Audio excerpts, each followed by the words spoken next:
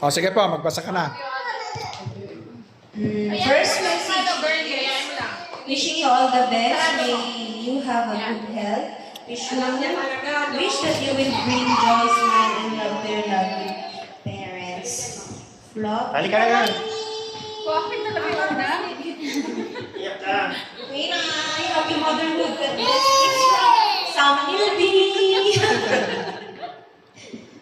Queen, congratulations to both of you. Wish you all the best. Especially now na magiging mommy ka na. Enjoy every moment as a parent. Again, praying for safe delivery, good health for you both. Thank you, Girlie and family.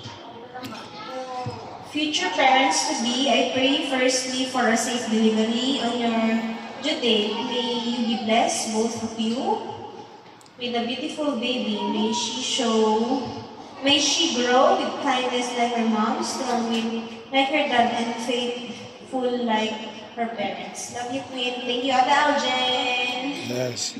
Tayo na po susunod. Bismillah. I'm so happy for you and can't wait to meet your princess. You're going to be such a wonderful mother, strong, kind, and full of love. Remember, I'm always here for you. Thank you, Ate Aisha. Love you so Ate much. Aisha. My queen, welcome to motherhood. Wishing you a safe delivery and speedy recovery. Thank you, Ate Juvie. Dearest baby Queenie, welcome to the world soon. Remember, life is beautiful. So, being a child, so enjoy being a child soon.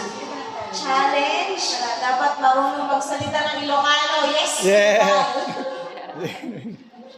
Dear Mommy Queenie, all the best to you and your baby. As you start this new journey together, wishing you your new family health and happiness. God bless. Thank you, Ate Marian. Thank you so much, Ate Marian. Dear Queenie, wishing you a smooth and safe delivery, my dear. You're about to experience one of the life's most wonderful miracles. May your little one arrive healthy and fill your heart with endless love and joy. You've got this, Mama Queenie. Thank you so much, Mom Says. Yeah. For your family also. You're going to be an incredible mom, just like you're an amazing senior Ate Queenie. All the best for this new journey. Love lots, Aditi!